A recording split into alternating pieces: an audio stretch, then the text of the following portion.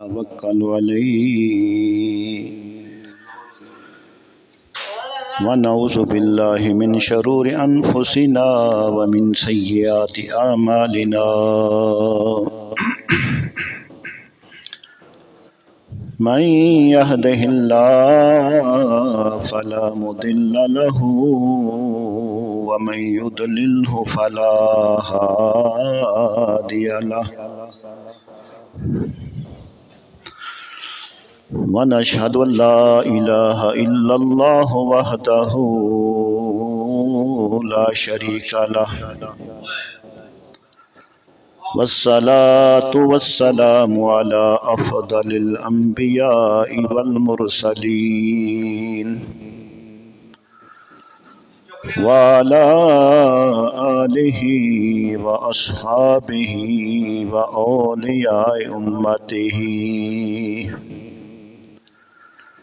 وأولياء أمته وعلماء ملته أجمعين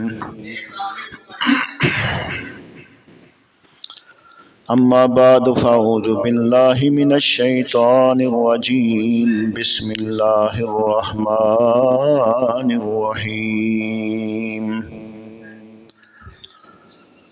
واللاتي ياتين الفاحشة من نسائكم فاستشهدوا عليهن أربعة منكم فإن شهدوا فأمسكوهن في البيوت حتى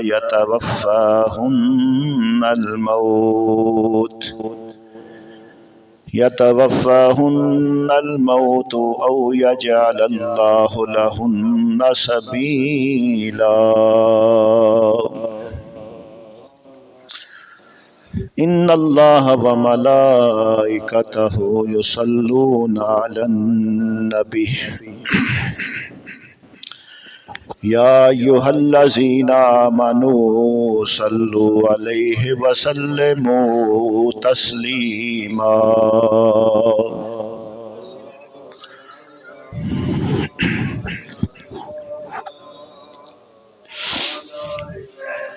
الصلاة والسلام عليك يا رسول الله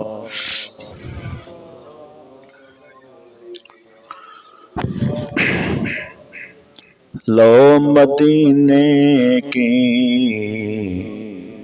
تجلی سے لگائے ہوئے ہیں لو مدینے کی تجلی سے لگائے ہوئے ہیں دل کو ہم مطلع انوار بنائے ہوئے ہیں سب پڑھیے لو مدینے کی تجلی سے لگائے ہوئے ہیں دل کو ہم مطلع انوار بنائے ہوئے ہیں اور کشتیاں اپنی کنارے پہ لگائے ہوئے ہیں وہ کیا ڈوبے جو محمد کے ترائے ہوئے ہیں وہ کیا ڈوبے جو محمد کے ترائے ہوئے ہیں لو مدینے کی تجلی سے لگائے ہوئے ہیں دل کو ہم مطلع انوار بنائے ہوئے ہیں اللہ کریم دی حمد تاجدار کائنات فخر موجودات نور مجسم شفیع معظم احمد مجتبی جناب محمد مصطفیٰ صلی اللہ علیہ وآلہ وسلم کی بارگاہ عالیہ میں ہدیہ درود و سلام پیش کرنے کے بعد اللہ کریم کی بارگاہ میں دعا ہے اللہ کریم حق بیان کرنے کی اور سمجھ کر عمل کرنے کی توفیق عطا فرمائے، اور جو ہم نے دورہ قرآن شروع کیا ہوا ہے اللہ سبحانہ و تعالی ہمیں اس کو پایا تکمیل تک پہنچانے کی توفیق عطا فرمائے۔ تو میرے نہایت ہی واجب الاحترام مسلمان بھائیوں، عزیز دوستو، سورۃ النساء آیت نمبر 15 سے آغاز کر رہے ہیں اس مبارک دن کا آغاز۔ تو الحمدللہ ہمیں روزانہ قرآن پاک کے علوم میں سے نئے نئے علوم سیکھنے کو مل رہے ہیں۔ تو اللہ سبحانہ و تعالی ارشاد فرماتے ہیں واللاتی یاتین الفاحشۃ من نسائکم، اور تمہاری عورتوں میں سے جو بدکاری کر لیں، فاستشہدوا علیہن اربعہ، ان پر اپنوں میں سے 4 مردوں کی گواہی لو۔ فإن شاہدوا، پھر اگر وہ گواہی دے دیں، فأمسکوہن فی البیوت، تو ان عورتوں کو گھر میں بند کر دو، حتی یتوفاہن الموت، یہاں تک کہ موت ان کی زندگی کو پورا کر دے، او یجعل اللہ لہن سبیلا، یا اللہ ان کے لیے کوئی راستہ بنا دے۔ ان پر اپنوں میں سے 4 مردوں کی گواہی بناؤ۔ اس کا کیا معنی ہے؟ مسلمانوں سے جو عورتیں زنا کا ارتکاب کریں ان کے بارے میں حکم دیا گیا کہ ان پر زنا کے ثبوت کے لیے 4 مسلمان مردوں کا گواہ ہونا ضروری ہے، جو عورتوں کے زنا پر گواہی دیں۔ اور ایک قول یہ ہے کہ یہاں حکام سے خطاب ہے، جو انتظامیہ ہے، پولیس وغیرہ، یعنی وہ 4 مردوں سے گواہی سنیں۔ زنا کا ثبوت گواہی سے ہو تو ضروری ہے کہ زنا کے گواہ 4 عاقل بالغ مسلمان مرد ہوں۔ توجہ فرمانا، کوئی عورت نہ ہو، چاروں نیک اور متقی ہوں، اور انہوں نے ایک وقت معین میں زنا کا یوں مشاہدہ کیا ہو جیسے سرما دانی میں سلائی، اور یہ 4 گواہ حلف شرعی کے ساتھ گواہی دیں، ایمان کو حاضر ناظر کر کے۔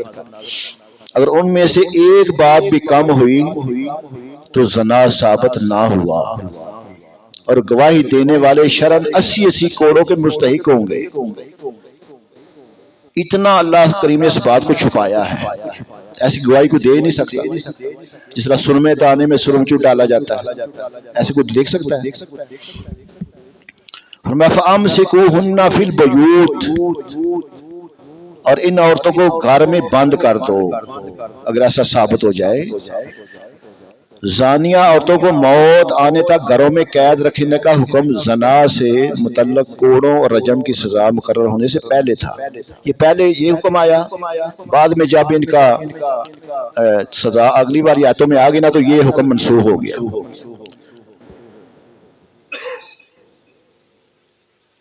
اور اس آیت میں زنا کرنے والوں کی سزا سے متعلق بعض احکامات بیان ہوئے۔ اس مناسبت سے ہم یہاں زنا کی مذمت پر کچھ آپ کو حدیثیں سناتے ہیں۔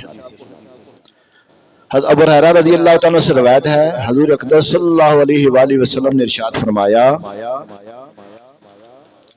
کہ جو عورت کسی قوم میں اس کو داخل کر دے جو اس قوم سے نہ ہو، یعنی زنا کرایا اور اس سے اولاد ہوئی، تو اسے اللہ تعالیٰ کی رحمت کا حصہ نہیں ملے گا، اور اللہ تعالیٰ اسے جنت میں داخل نہیں فرمائے گا۔ توجہ فرمانا مسلمانوں،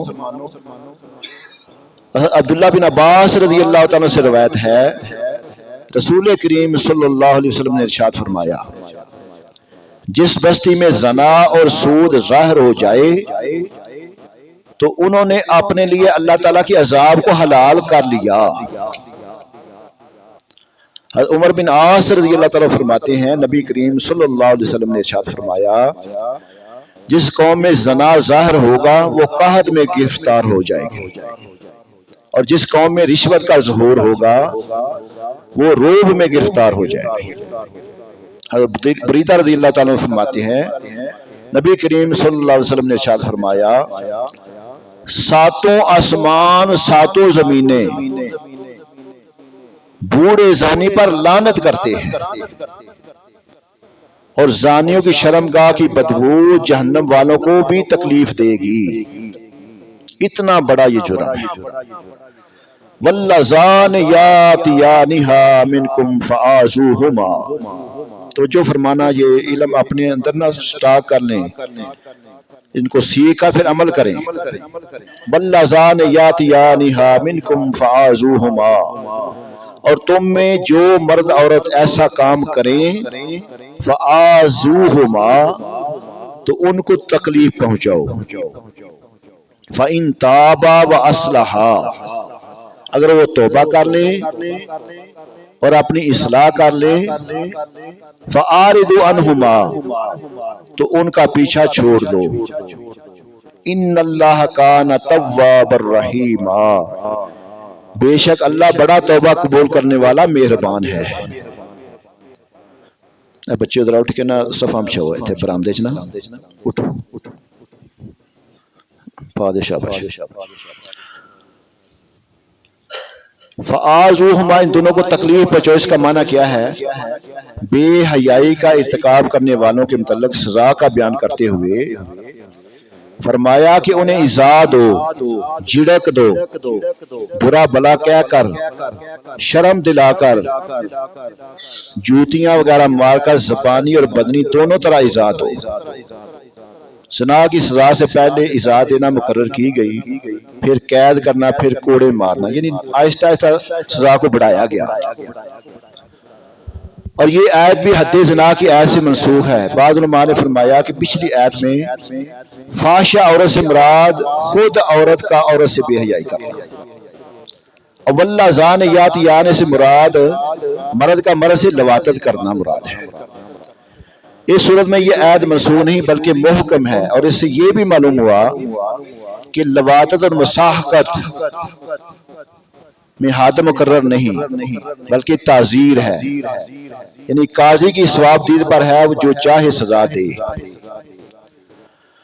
اور یہی وجہ ہے کہ لواطت کے مرتکب کو صحابہ کرام نے مختلف سزائیں دیں، اور لواطت میں حد ہوتی تو ایک ہی سزا دی جاتی، اس میں اختلاف نہ ہوتا۔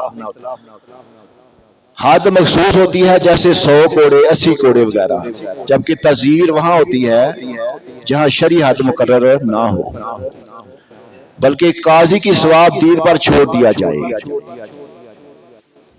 چاہے تو 10 کوڑے مارنے کا فیصلہ کر دے، اور چاہے تو 20 کا، اور چاہے کوئی اور سزا دے دے۔ فرمایا فَإِن تَابَا وَأَصْلَحَا، اگر وہ توبہ کر لیں، اپنی اصلاح کر لیں۔ فرمایا گا بے حیائی کا ارتکاب کرنے والے اگر پچھلے گناہوں پر نادم ہو جائیں اور آئندہ کے لیے اپنی اصلاح کر لیں تو انہیں چھوڑ دو۔ اور اس سے معلوم ہوا کہ تعزیر کا مستحق مجرم اگر تعزیر سے پہلے صحیح معنی میں توبہ کر لے تو اس پر خواہ مخواہ تعزیر لگانا ضروری نہیں۔ اللہ سبحانہ وتعالی نے ارشاد فرمایا انما التوبۃ علی اللہ للذین یعملون السوء بجہالۃ۔ اللہ سبحانہ وتعالی ارشاد فرما رہے ہیں وہ توبہ جس کا قبول کرنا اللہ نے اپنے فضل سے لازم کر لیا ہے، ان کی جو نادانی سے برائی کر بیٹھیں۔ اللہ سبحانہ تعالیٰ فرما رہے ہیں ثم یتوبون من قریب فاولئک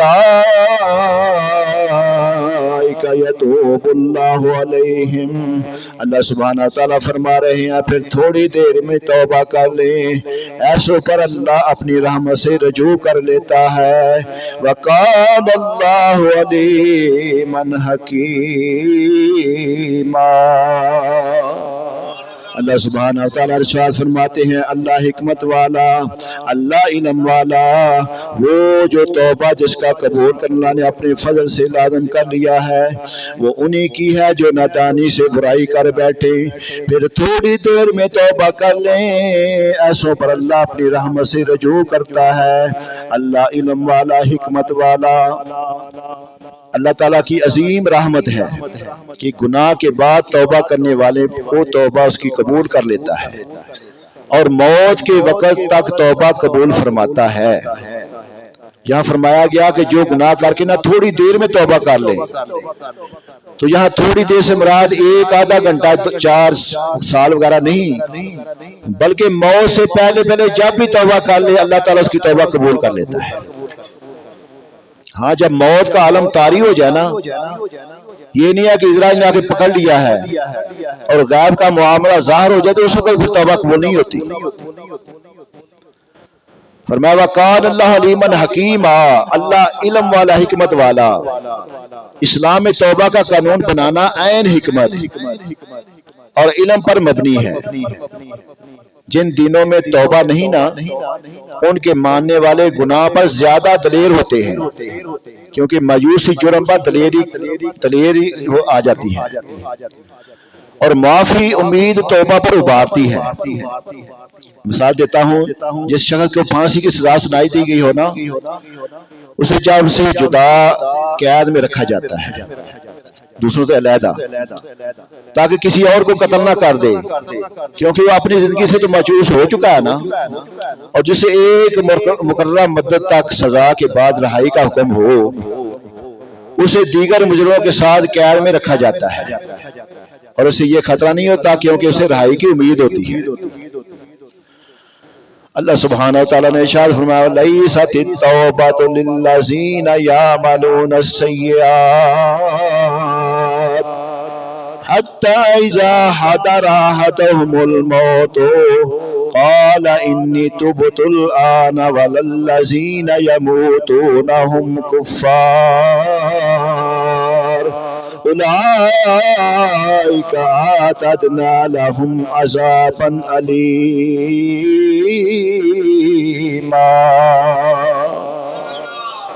اللہ سبحانہ تعالیٰ فرما رہے ہیں کہ ان لوگوں کی توبہ نہیں جو گناہوں میں لگے رہتے ہیں، مسلسل گناہ چھوڑتے نہیں، گناہ کے اوپر گناہ کرتے جا رہے ہیں، یہاں تک کہ جب ان میں سے کسی کو موت آئے تو کہنے لگے اب میں نے توبہ کی، اور نہ ان لوگوں کی توبہ ہے جو کفر کی حالت میں مرے، ان کے لیے ہم نے دردناک عذاب تیار کر رکھا ہے۔ اب ایک بندہ گناہوں کے اوپر گناہ کرتے جا رہا ہے، پھر اس کو شرمندگی بھی نہیں ہو رہی، تو یہاں پہ نا اس آیت میں سیئات سے مراد گناہ تو معنی یہ ہوگا کہ جو لوگ کفر کے علاوہ دیگر گناہوں میں ملوث رہے، جب موت کے آثار ظاہر ہوئے، عذابات الہی کا مشاہدہ کر لیا اور روح حلق تک آ پہنچی، اب توبہ کریں تو مقبول نہیں ہے، لیکن یہ وقت آنے سے ایک لمحہ پہلے بھی اگر توبہ کر لی تو پھر توبہ قبول ہو جائے گی۔ اگر ان مسلمانوں کی توبہ مقبول نہ بھی ہو تب بھی وہ افراد ہمیشہ جہنم میں نہ رہیں گے۔ اللہ تعالیٰ چاہے تو انہیں بخش دے، چاہے تو سزا عطا فرما دے، لیکن سزا پوری ہونے کے بعد جنت میں جائیں گے جنہوں نے کلمہ پڑھ لیا نا۔ البتہ وہ لوگ کافر مرے اور قیامت کے دن ان کی توبہ قبول نہیں، یعنی کسی صورت نجات نہیں پائیں گے۔ اس صورت معنی یہ ہوگا کہ وہ کفار جو موت کے آثار دیکھ کر یعنی غیب کا مشاہدہ کرنے کے بعد اپنے کفر سے توبہ کریں اور اپنے ایمان کا اقرار کریں تو ان کی یہ توبہ اور اقرار ایمان قابل قبول نہیں۔ ایسی توبہ تو فرعون نے بھی کی تھی۔ یوں ہی وہ لوگ جو حالت کفر میں مر گئے یعنی بوقت موت بھی توبہ نہ کی تو وہ ہمیشہ کے لیے جہنم کی سزا پائیں گے۔ اور کافر کے لیے دعائے مغفرت کرنے کا شرعی حکم سن لیں، جو کسی کافر کے لیے اس کے مرنے کے بعد اس کے کفر کا علم ہونے کی صورت میں اس کے لیے دعائے مغفرت کرے نا، یا کسی مرتاد کو مرحوم یا مغفور کہے تو وہ خود کافر ہو جائے گا۔ اور فرمایا یا ایھا الذین آمنوا لا یحل لکم ان ترثوا النساء کرہا، فرمایا اے ایمان والو، تمہارے لیے حلال نہیں کہ تم زبردستی عورتوں کے وارث بن جاؤ۔ ولا تعضلوہن لتذھبوا ببعض ما آتیتموہن، اللہ سبحانہ تعالیٰ نے فرمایا عورتوں کو اس کی نیت سے روکو نہیں کہ جو مہر تم نے انہیں دیا تھا اس میں سے کچھ لے لو، سوائے اس صورت کے کہ وہ کھلی بے حیائی کا ارتکاب کریں۔ فرمایا الا ان یاتینا بفاحشۃ مبینہ، اگر وہ کھلی بے حیائی کا ارتکاب کریں، وعاشروہن بالمعروف، تو اچھے طریقے سے گزر بسر کرو۔ وَإِن كَرِهْتُمُوهُنَّ فَعَسَىٰ أَن تَكْرَهُوا شَيْئًا، میں اگر تمہیں وہ ناپسند ہوں تو ہو سکتا ہے کہ کوئی چیز تمہیں ناپسند ہو۔ اب یہاں پہ توجہ فرمانا، وَيَجْعَلَ اللَّهُ فِيهِ خَيْرًا كَثِيرًا، اور اللہ اسے بہت بھلائی رکھ دے۔ بظاہر تمہیں وہ چیز ناپسند ہو لیکن اللہ کے ہاں اس میں بھلائی ہو، یہ تم نہیں جانتے۔ اب نہ اسلام سے پہلے اہل عرب کا یہ دستور تھا، وہ کیا کرتے تھے کہ لوگ مال کی طرح اپنے رشتہ داروں کی بیویوں کے بھی وارث بن جاتے۔ اگر کوئی فوت ہو جاتا نا، اگر چاہتے تو مہر کے بغیر انہیں اپنی زوجیت میں رکھتے یا کسی اور کے ساتھ شادی کر دیتے، ان کا مہر خود لے لیتے یا انہیں آگے شادی نہ کرنے دیتے، بلکہ اپنے پاس ہی رکھتے تاکہ انہیں جو مال وراثت میں ملا ہے نا وہ ان لوگوں کو دے دیں، تب یہ ان کی جان چھوڑیں یا عورتوں کو اس کے لیے روک رکھتے کہ یہ مر جائیں گی تو یہ روکنے کے والے لوگ ان کے وارث بن جائیں گے۔ ان کا مقصد روکنے کا یہ ہوتا تھا۔ الغرض وہ عورتیں ان کے ہاتھ میں نہ بالکل مجبور ہوتی اور اپنے اختیار سے کچھ بھی نہ کر سکتی تھی۔ اس رسم کو مٹانے کے لیے یہ آیت کریمہ نازل ہوئی۔ لِتَذْهَبُوا بِبَعْضِ مَا آتَيْتُمُوهُنَّ، تاکہ جو مہر تم نے انہیں دیا تھا نا اس میں سے کچھ لے لو۔ عبداللہ بن عباس فرماتے ہیں کہ یہ آیت اس شخص کے متعلق ہے جو اپنی بیوی سے نفرت رکھتا ہو اور اس کے ساتھ بدسلوکی اس لیے کرتا کہ وہ پریشان ہو کر مہر واپس کر دے یا مہر معاف کر دے، اسے اللہ تعالیٰ نے منع فرما دیا۔ ایک مہر ہوتا ہے مؤجل اور ایک غیر مؤجل ہوتا ہے۔ غیر مؤجل وہ ہوتا ہے کہ بیوی کسی وقت بھی مانگ سکتی ہے، عام ناراضگی کی حالت میں نہ بیوی مطالبہ کرتی ہے۔ اور ایک قول یہ ہے کہ لوگ عورت کو طلاق دیتے پھر جو کر لیتے، پھر طلاق دیتے، اس طرح عورت کو نہ معلق رکھتے، وہ نہ ان کے پاس آرام پا سکتی نہ دوسری جگہ شادی کر کے نہ گھر بسا سکتی۔ یہاں پہ اس سے منع کیا گیا ہے۔ اب تو جو طلب بات یہ ہے کہ جو اب یہ حالات چل رہے ہیں نا ان پر غور کریں کہ کیا نہیں حالات پر اس وقت ہمارا معاشرہ نہیں چل رہا۔ بیویوں کو تنگ کرنا، جبری طور پر مہر معاف کرانا، ان کے حقوق ادا نہ کرنا، ذہنی ان کو اذیتیں دینا، کبھی عورت کو اس کے ماں باپ کے گھر بٹھا دینا اور کبھی اپنے گھر میں رکھ کر بات چیت بند کر دینا، دوسروں کے سامنے ڈانٹ ڈپر کرنا، لتاڑنا جھاڑنا، عورت بیچاری شوہر کے پیچھے پیچھے پھر رہی ہوتی ہے اور شوہر صاحب فرعون بنے آگے آگے جا رہے ہوتے ہیں۔ ہمارے معاشرے میں ایسے ہی ہو رہا ہے، عورت کے گھر والوں سے صراحتاً یا بیوی کے ذریعے نت نئے مطالبے کیے جاتے ہیں، تو اپنے گھر سے کیا لے کر آئی ہے؟ بلکہ ساس کہتی ہے کہ جو 4 روپے اپنی طرف سے لے کر آئی ہے وہ بھی بچھا سکتی ہے۔ اللہ تعالیٰ کرے کہ قرآن کی یہ آیتیں ان لوگوں کو سمجھ آ جائیں اور وہ اپنی اس بری روش سے باز آ جائیں اور ان آیات کی روشنی میں وہ لوگ بھی کچھ غور کریں جو اسلام سے شرمندہ سے رہتے ہیں اور ڈکے چھپے الفاظ میں کہتے ہیں کہ اسلام میں عورتوں پر بہت سختیاں ہیں. حالانکہ توجہ فرمائے نا، دیکھیے کہ اسلام میں عورتوں پر سختیاں کی گئی ہیں یا انہیں سختیوں سے نجات عطا کی گئی ہے. اللہ سبحانہ تعالیٰ نے عورتوں کو تو جتنے زیادہ حقوق دے دیے ہیں. اللہ سبحانہ تعالیٰ نے فرمایا فَعَسَىٰ أَن تَكْرَهُوا شَيْئًا، تو ہو سکتا ہے کہ کوئی چیز تمہیں ناپسند ہو. اب اس کا معنی جب تو جو سے سماعت فرما لیں کہ گھروں کو امن کا گہوارہ بنانے کے لیے نا ایک بہت عمدہ نفسیاتی طریقہ بیان کیا جا رہا ہے کہ بیوی کے حوالے سے فرمایا اگر بیوی بدخلقی یا بدصورت ہو، اچھی نہ ہونے کی وجہ سے تمہیں پسند نہ ہو تو صبر کرو اور بیوی کو طلاق دینے میں جلدی نہ کرو، کیونکہ ممکن ہے کہ اللہ تعالیٰ اسی بیوی سے تمہیں ایسی اولاد دے جو نیک اور فرما بردار ہو اور بڑھاپے کی بے کسی میں تمہارا سہارا بن جائے. یہ طریقہ صرف میاں بیوی کے تعلقات میں نہیں بلکہ زندگی کے ہزاروں معاملات میں کام آتا ہے.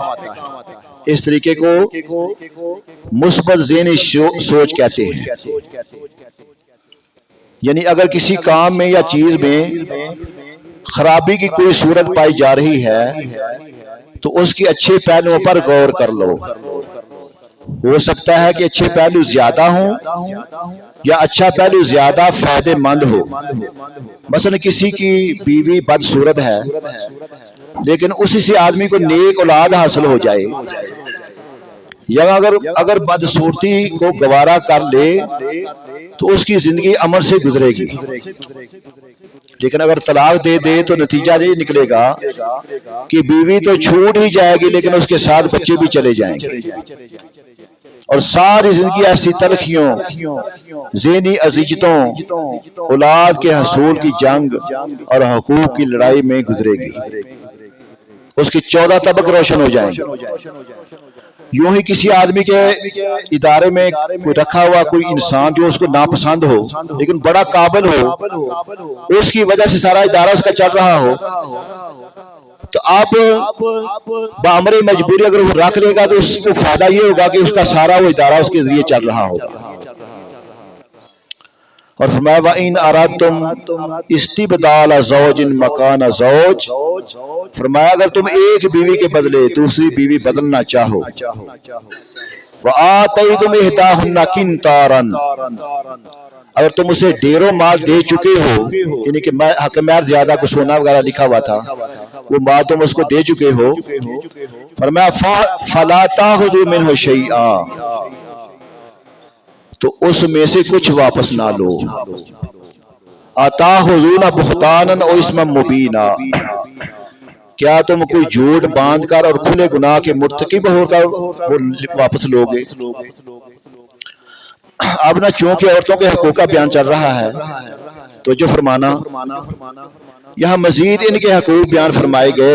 چنانچہ ارشاد فرمایا اگر تمہارا ارادہ بیوی کو چھوڑنے کا ہو تو مہر کی صورت میں جو مال تم اسے دے چکے ہو نا تو اسے وہ کچھ واپس نہ لو. اہل عرب میں یہ بھی طریقہ تھا کہ اپنی بیوی کے علاوہ کوئی دوسری عورت انہیں پسند آ جاتی تو اپنی بیوی پر نہ جھوٹی تہمت لگاتے تاکہ اس سے پریشان ہو کر جو کچھ لے چکی ہے نا وہ ان کو واپس کر دے اور طلاق حاصل کر لے. اسی کو فرمایا گیا کہ کیا تم بہتان اور گناہ کے ذریعے ان سے مال واپس لینا چاہتے ہو اور یہ تمہارے لیے حرام ہے. البتہ یہ یاد رہے یہ نہ سورہ بقرہ میں ہم پیچھے اس کی ساری تفسیر پڑھ چکے ہیں اور اس سے ایک مسئلہ یاد کر لیں اس آیت میں نہ ڈھیروں مال دینے کا تذکرہ ہے. اس سے ثابت کیا ہوا کہ زیادہ سے زیادہ حق مہر ادا کرنا چاہیے. یہ رضامندگی ہے اگر کم بھی کوئی حق مہر دے سکتا ہے اتنا مہر کہ جس کی ادائیگی آسان ہو. سیدنا عمر فاروق رضی اللہ تعالیٰ نے ایک مرتبہ اب منبر پر بیٹھے اور فرمایا کہ عورت کے مہر زیادہ مقرر نہ کرو۔ ایک عورت نے یہی آیت پڑھ کر کہا کہ اے امیر المومنین، اللہ میں زیادہ دیتا ہے، تم کیوں منع کرتے ہو؟ تو اس پر حضرت عمر فاروق رضی اللہ تعالیٰ نے فرمایا کہ اے عمر، تم سے ہر شخص زیادہ سمجھدار ہے، اور فرمایا اے لوگوں، جتنا چاہے تم آ کے مہر ادا کرو، میں بھول گیا تھا۔ تو ہم شادیوں پہ لاکھوں روپیہ خرچ کر لیتے ہیں، لیکن جب حق مہر ادا کرنے کی باری آتی ہے پھر کتنا ادا کریں جی؟ مولوی صاحب 5000 بڑا ہے، اگر تم لاکھوں روپیہ خرچ کر رہے ہو تو حق مہر ادا کرنے کے لیے 50,000 لاکھ روپیہ دے دو تو کوئی اس میں حرج نہیں ہے، خوشی سے حق مہر ادا کرو۔ اور فرمایا وَكَيْفَ تَأْخُذُونَ وَقَدْ أَفْضَىٰ بَعْضُكُمْ إِلَىٰ بَعْضٍ وَأَخَذْنَا مِنْكُمْ مِيثَاقًا غَلِيظًا۔ اللہ سبحانہ وتعالیٰ نے ارشاد فرمایا اور تم وہ مال کیسے واپس لے سکتے ہو حالانکہ تم تنہائی میں ایک دوسرے سے مل چکے ہو۔ وَأَخَذْنَا مِنْكُمْ مِيثَاقًا غَلِيظًا، اور وہ تم سے مضبوط عہد لے چکی ہیں۔ مہر کی واپسی کا بیان کرتے ہوئے مزید فرمایا کہ تم وہ مال عورتوں سے کیسے واپس لے سکتے ہو حالانکہ تم تنہائی میں ایک دوسرے سے مل چکے ہو اور وہ تم سے مضبوط عہد بھی لے چکی ہیں۔ اور فرمایا وَلَا تَنْكِحُوا مَا نَكَحَ آبَاؤُكُم مِّنَ النِّسَاءِ إِلَّا مَا قَدْ سَلَفَ إِنَّهُ كَانَ فَاحِشًا وَمَقْتًا وَسَاءَ سَبِيلًا۔ اور اپنے باپ دادا کی نکوحہ سے نکاح نہ کرو، البتہ جو پہلے ہو چکا ہے بے شک یہ بے حیائی اور غضب کا سبب ہے۔ وَسَاءَ سَبِيلًا، یہ بہت برا راستہ ہے۔ زمانہ جاہلیت میں رواج تھا کہ باپ کے انتقال کے بعد بیٹا اپنی سگی ماں کو چھوڑ کر باپ کی دوسری بیوی سے شادی کر لیتا، یعنی ستیلی ماں سے، اور اس آیت میں ایسا کرنے سے منع کیا گیا ہے۔ یہاں اگر نکاح سے مراد عقد نکاح ہے تو معلوم ہوا کہ ستیلی ماں سے نکاح حرام ہے، اگرچہ باپ نے خلوت سے پہلے سے طلاق دے دی، اور اگر نکاح سے مراد صحبت ہے تو معلوم ہوا کہ جس عورت سے اپنا باپ صحبت کرے، خواہ وہ نکاح کرے یا زنا کی صورت میں یا لونڈی بنا کر، بہر صورت وہ ہر لحاظ سے بیٹے کے لیے وہ حرام ہے۔ آگے جن عورتوں سے نکاح کرنا حرام ہے اس کی تفصیل آگے بیان کی جا رہی ہے، توجہ فرمانا، یہ اپنے علم میں آج اضافہ کر لیں۔ وہ کون سی عورتیں ہیں جن سے نکاح کرنا انسان کے لیے جائز نہیں ہے؟ اللہ سبحانہ تعالیٰ نے اس اگلے رکوع میں وہ سارا تفصیل سے بیان فرما دیا۔ فرمایا حرمت علیکم امہاتکم، تم پر تمہاری مائیں حرام کر دی گئی ہیں، وبناتکم، تمہاری بیٹیاں، واخواتکم، تمہاری بہنیں، واماتکم، تمہاری چچیاں، وخالاتکم، تمہاری خالائیں، ماسی جس کو کہتے ہیں، وبنات الاخ، اور تمہاری بھتیجیاں، وبنات الاخت، اور تمہاری بھانجیاں، بہن کی بیٹیاں، اور فرمایا وامہاتکم اللاتی ارضعناکم، اللہ سبحانہ تعالیٰ نے فرمایا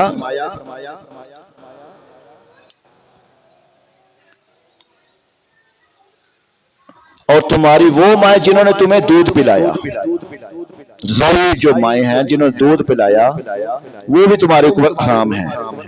وَأُمَّهَاتُ نِسَائِكُمْ، اور دودھ کے رشتے سے تمہاری بہنیں، اور فرمایا وَأَخَوَاتُكُم مِّنَ الرِّضَاعِ وَأُمَّهَاتُ نِسَائِكُمْ، اور تمہاری عورتوں کی مائیں جس کو ساس کہتے ہیں،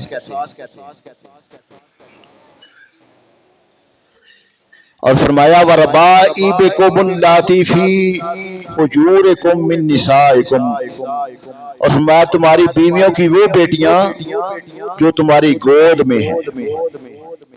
تو یہ سارے رشتے نا اللہ سبحانہ وتعالیٰ نے تفصیل کے ساتھ بیان کیے ہیں۔ انشاءاللہ تعالیٰ میں اس کو صبح کے درس میں تفصیل سے بیان کروں گا، تو چونکہ وقت جو ہے نا وہ تھوڑا سا رہ گیا۔ یہ ایک چٹ کسی بچے نے نا لکھی ہے، اس کا میں جواب دینا چاہتا ہوں۔